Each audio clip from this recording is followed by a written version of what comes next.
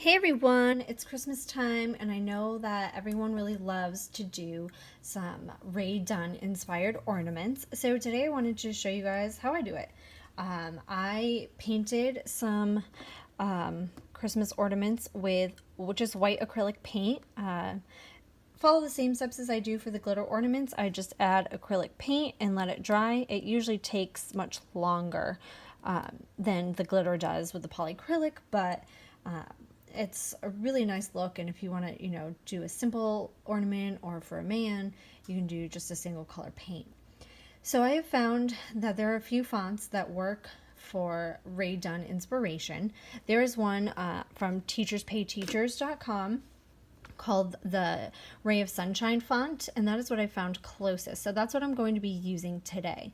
You can also use the Skinny from DeFont for personal use, but the Ray of Sunshine one comes with a commercial use for small businesses. So that is your better option if you're selling your ornaments.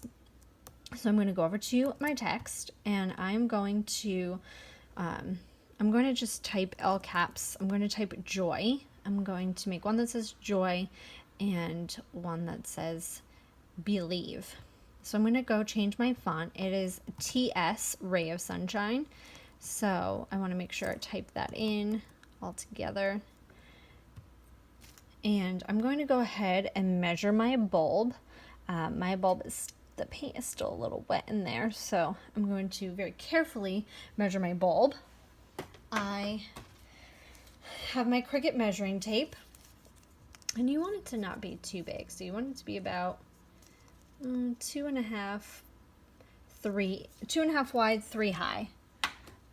So we're going to start with our joy, and 2.5 wide, a little bit. Okay, so that looks about good. I'm going to use my text, and I'm going to type in believe, and once that comes up, I'm going to size it, and then I'm going to cut it off screen and weed it, and then when we come back, I'll show you guys how we can apply it. It's very similar to our Santa can bulb because we have to cut some slits to get it to go onto our the round shape easily. So I'm going to go ahead and cut these out, and I'll come back and show you guys how we're going to put it on. Okay, I have my pieces cut and weeded, but I just want to show you guys quickly. Some people like to make sure that their design is a little more uniform. So this one is about 1.33 inches high, and say you wanted it to be about the same for the other word. You can go up here to unlock it. You can change the height to 1.33. Now that's going to distort your thing, but because this is a thinner font, it's not as hard to see. So if you want to make sure everything's a little bit bigger, you can go ahead and do that with your fonts. I like to leave them locked so that they are the same size, but it's up to you guys. So I just wanted to show you that quickly. So now I am going to show you first. I had some white paint that I used that was old, and I didn't realize it was old. So I had these issues when painting my bulb. So really make sure that you have nice paint. This has been sitting here for a couple of days, and now this is what it looks like. I've added more paint, and that didn't help, so I started over with a new bulb. So I'm going to put that one back, and because my bulb that I restarted is still a little wet because of my issue, I'm going to carefully use it. Actually have this wine glass right here that I'm going to use as my prop because that will hold it nicely.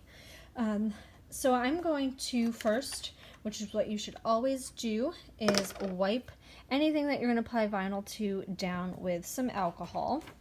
I just use some rubbing alcohol. Let me find my napkin. Just use some rubbing alcohol. I pour a little bit onto a napkin, and I just wipe my bulb all over. Make sure you get off any grease or oils from your hand, anything like that. So we're just going to go ahead and clean this off, and then go ahead and dry it off a little. So it's nice and dry. We can put our vinyl on. Okay, I'm going to go ahead and leave it right about here. Okay. And I I'm going to start with Joy, because it's a little bit bigger. Now, because this is a thinner font, when you're applying your transfer tape, you really want to go slow and rub carefully. And I'm still using the same piece of transfer tape I've been using for a while, so if things don't go on smoothly, I know why. And what we're going to do is we're going to line it up. And if you need to cut holes, you might need to. This font is pretty thin, so we may not need to. So I'm going to go ahead and start with in the middle here. I'm going to go ahead and apply that. And then I'm going to carefully take this and kind of stretch it. My paint is still dry, so I've got some of my fingers. We'll just wash them later. So go ahead and start with your center one and apply it down. And then we can just take this one here and just work it. So this is where cutting your transfer tape would come in. I really don't have much left, so I don't want to cut this one just yet because I have a few more ornaments to do, and that's not quite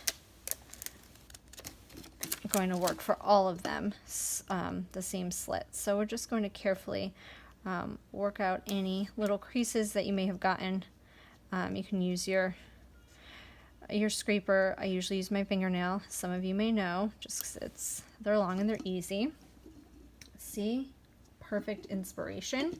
So I'm going to go ahead and I'm just going to use the same ornament. I'm going to kind of turn it to the side here for us. And I'm going to do the other word, believe. I like these because I like to do it on the front and the back sometimes too, because you can kind of switch them around your tree. I have kids, so this isn't stuff that they really care about. So more of the ornaments on their tree are theirs. So this kind of lets me have a little something that I like to do.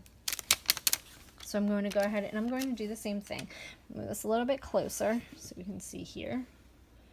And I have a little more access. And we're going to do the same thing again. We're going to go ahead and we're going to apply it right in the middle. We're going to start there.